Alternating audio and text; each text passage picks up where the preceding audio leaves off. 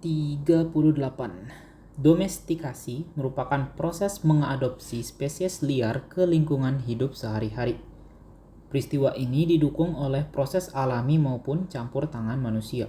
Salah satu organisme terdomestikasi yang umum kita jumpai adalah Brassica oleracea atau kubis kol. Spesies ini disilangkan intraspesies sehingga menghasilkan banyak produk seperti kale, Brussels sprout, brokoli, dan sebagainya. Produk-produk tersebut berasal dari proses selective breeding untuk memfokuskan bagian mana dari tanaman yang akan dipanen. Selain itu, persilangan antar spesies juga dilakukan baik secara alami maupun artifisial dan menghasilkan spesies-spesies baru seperti yang tertera pada gambar berikut. Sini gambar 1 itu merupakan selective breeding dari spesies Brassica oleracea. Jadi maksudnya selective breeding ini misalnya dia mau nyari sifat yang buat si kale nih ya, dia mau nyari sifat daun yang besar. Berarti nanti dia cari individu dari wild mustard ini yang punya daun besar, disilangkan dengan sesamanya yang punya daun besar, terus menerus seiring berjalannya waktu sampai dia dapat hasil individu yang seperti ini, kale yang punya banyak daun besar. Begitu pula dengan yang ini, kohlrabi. Kohlrabi ini dia ngambil batangnya, yang batang panjang. Yang memiliki batang panjang tuh disilangkan dengan sesamanya, tapi masih spesies yang sama, wild mustard. Silangkan dengan sesamanya sampai didapatkan perubahan menjadi kohlrabi di anakannya. Itu yang grafik atau gambar pertama. Kemudian gambar kedua ini ada persilangan antar spesies, berarti beda spesiesnya. Yang melibatkan, tapi genusnya masih sama ya, antar spesies aja. Persilangan antar spesies yang melibatkan B. oleracea.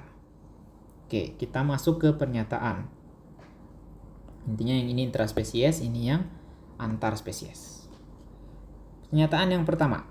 Berdasarkan konsep spesies biologis, persilangan antara brokoli dan kohlrabi akan menghasilkan keturunan yang fertil.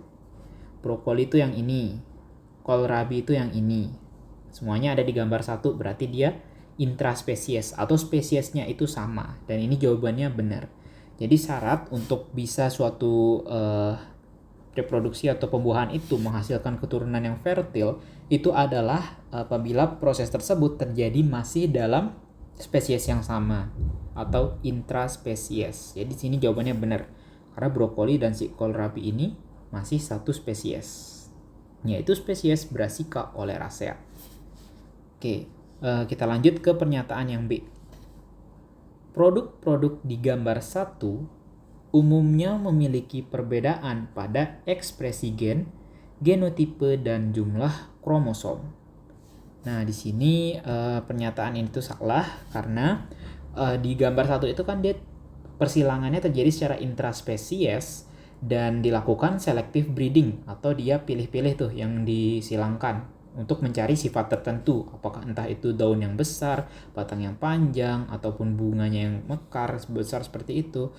Dan di situ perbedaan fenotipe tersebut bisa tampak akibat adanya perbedaan pada ekspresi gen dan juga perbedaan pada genotipe. Dua pernyataan ini benar karena dia perbedaan tersebut memunculkan sifat atau fenotipe yang berbeda. Tapi yang salah dari pernyataan itu adalah jumlah kromosomnya. Sini dikatakan bahwa jumlah kromosomnya juga berbeda, tapi di sini kita tahu kalau dia terjadi intraspesies. Berarti antara spesies yang sama dengan asumsi tidak terjadi mutasi dalam persilangan tersebut. Berarti kalau masih sesama spesies dan tidak ada mutasi, jumlah kromosomnya harusnya sama dalam tiap persilangannya, bukan tidak ada perbedaan di dalamnya. Jadi harusnya ekspresi gen beda, iya, genotipnya beda, iya, tapi jumlah kromosomnya itu sama. Jadi ini pernyataannya salah. Yang C. Persilangan yang menghasilkan B. carinata, B. napus, dan B. juncea, yang ini ya, berarti yang antar spesies. B. carinata, B. juncea, dan B. napus harus diikuti dengan replikasi DNA tanpa sitokinesis agar menghasilkan kromosom yang homolog. Sebelumnya kromosom homolog ini tipe kromosom yang identik ya. Kromosom homolog tuh kromosom yang identik baik dari posisi sentromernya, ukurannya, dan lain sebagainya.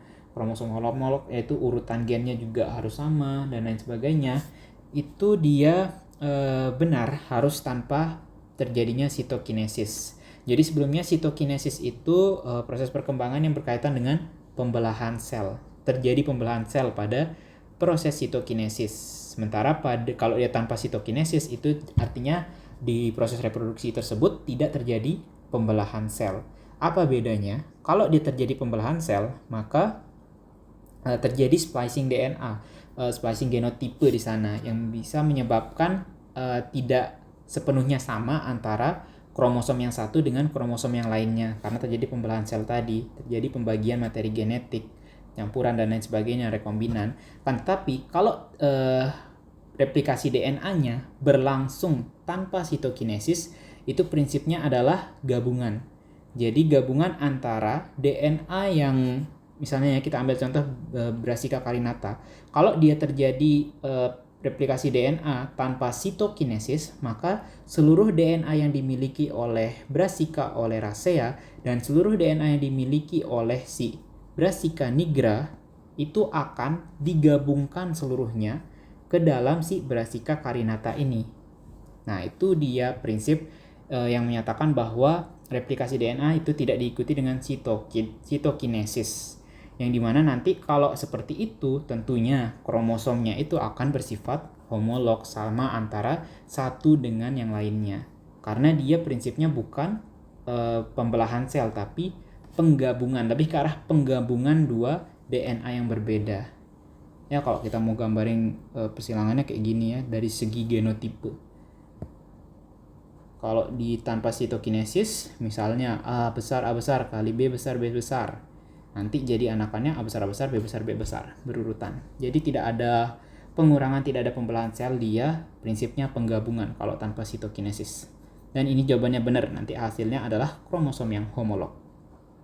Yang terakhir, persilangan antara B nigra dengan B rapa perlu melewati B nigra sama B rapa perlu melewati sawar atau barrier prazigotik maupun pascazigotik untuk menghasilkan spesies baru. Jadi yang dimaksud sawar prazigotik atau barrier prazigotik itu adalah perbedaan sifat embrional dari kedua spesies tadi. Karena ini kan persilangannya itu antar spesies yang berbeda ya. Jadi sifat embrionya itu berbeda-beda juga. Ada yang mungkin sifatnya hidup di hidup di air, hidup di darat ataupun lain sebagainya. Dan juga kalau pascazigotik itu berarti sifat saat individunya sudah masuk ke dalam individu muda, tahapan individu muda. Misalnya dia aktif di malam hari, aktif di sore hari. Intinya karena dia dua spesies yang berbeda, maka ibaratnya mereka punya kebiasaan yang berbeda-beda juga. Kebiasaan atau fungsional terkait fisiologisnya itu berbeda juga. Yang mana itu kita sebut sebagai sawar ataupun barrier. Dan ini memang benar harus dilewati dulu untuk melakukan persilangan. Jadi ya namanya juga spesiesnya beda kan. Nggak mungkin serta-merta karena dia beda langsung menikah bisa jadi menghasilkan keturunan yang fertil.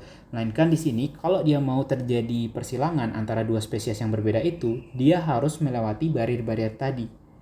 Jadi dia harus misalnya dia punya sifat yang beda kayak tadi ya, aktif di malam hari, aktif di sore hari, maka dia harus beradaptasi dulu antara kedua spesies tersebut.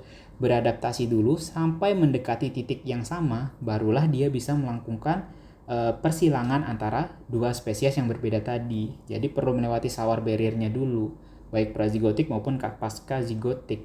Dan melewatinya bagaimana? Melewatinya adalah dengan proses adaptasi. Nah, dari adaptasi tersebut udah hampir sama antara dua spesies ini dari sifatnya baik prazigotik maupun pascazigotik, barulah nanti dia akan bisa bersilangan atau bereproduksi dan menghasilkan spesies yang baru.